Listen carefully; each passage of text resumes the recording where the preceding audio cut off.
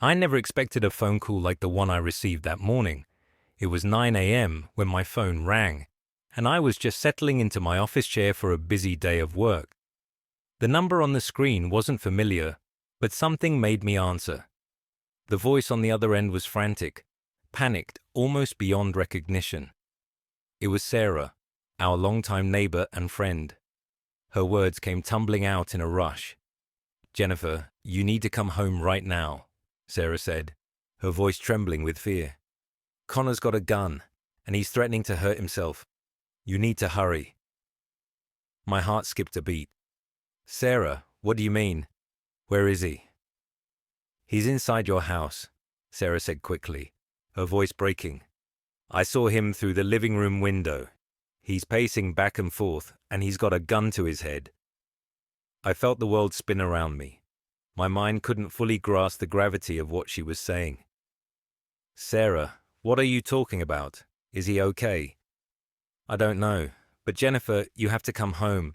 Please, hurry." Before she could say another word, I hung up. My hands were shaking as I grabbed my coat and ran out of the office. My thoughts raced, and a terrifying coldness settled in my chest. I couldn't believe what I was hearing. How had everything gone so wrong? My heart was pounding as I sped through the streets toward home, the drive feeling like it lasted an eternity.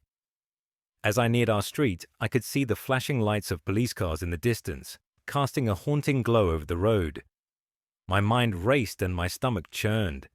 When I reached the house, I parked my car without a second thought, not caring about anything but getting inside.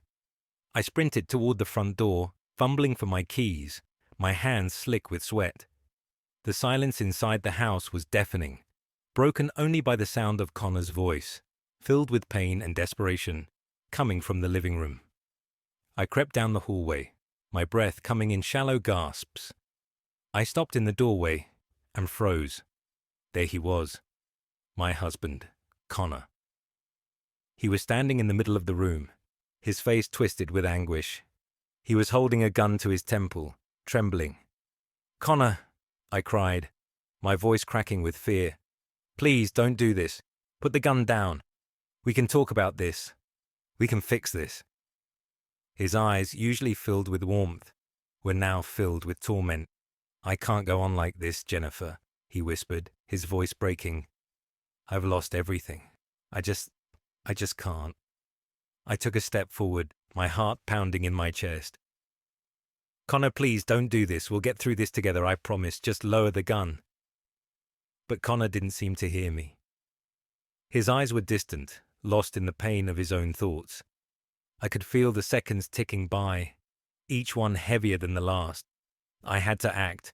My mind was racing, thinking of what to say, what to do to reach him before it was too late. I turned and rushed out of the house, hoping beyond hope that Connor wouldn't make an irreversible decision in my absence. The drive to the police station felt like a blur. My mind kept replaying the image of him, the gun pressed to his head, and I could barely keep my thoughts straight. As I neared our home again, I could see the flashing lights of police cars illuminating the night sky. The street was lined with curious onlookers, reporters, and camera crews, all eager for a story. I could feel the weight of the eyes on me, the world now watching the unraveling of my life. The police had set up a barricade, but they let me through after a quick check of my ID. I pushed past the reporters and into the police command center, where officers were coordinating their efforts. The atmosphere was tense. I overheard bits of conversation. "They say he's been in there for hours, just talking to the negotiator." I stood there, anxiously watching the live feed from inside our house. I could see Connor pacing back and forth, still holding the gun to his head, while the police negotiator, a man named Toby, spoke to him, trying to reason with him. "Connor, we can work through this together." Toby's calm voice came through the speakers. "Put the gun down and let's talk about what's going on. Jennifer's here. She wants to see you." Connor's voice cracked as he responded, "I need to see Jennifer. I need to know she's okay." My heart twisted as I watched. The situation was slipping further out of control. Every word, every second felt like it was leading us closer to disaster. But then I heard Toby's voice again, gentle but firm. "Jennifer is here. She's ready to talk to you. Just put the gun down, Connor. Please." My knees were shaking as I stepped closer to the screen, praying with everything inside me that Connor would listen. I couldn't let him destroy himself. Not like this. Not without knowing how much I loved him, how much I wanted to help him. Suddenly an officer approached me. "Jennifer, we're going to escort you to the living room so you can talk to Connor in person. Follow our instructions, please." I nodded, my heart pounding in my chest, as they led me through the house. The world outside was still watching, and I was about to face the man I loved, the man who was hanging on the edge of a terrible decision. When I entered the living room, my breath caught in my throat. There he was. Connor. Still holding the gun, his face a mask of agony. The room was filled with tension, the weight of his decision hanging in the air like a storm cloud. Toby stood by his side, trying to keep the situation under control. "Connor," I whispered, stepping forward. "Please, put the gun down. I love you. We can get through this." His eyes met mine, filled with pain, and he shook his head slowly. "You don't understand. I can't go on like this. I can't live with what's happened." Toby spoke again, urging him to put down the gun, but Connor's voice was filled with bitterness.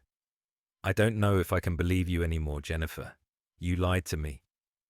The words cut through me like a knife. But I couldn't give up. I had to make him see the truth of what had happened. "I never meant to hurt you," I said, my voice breaking. "I love you more than anything. Please don't do this."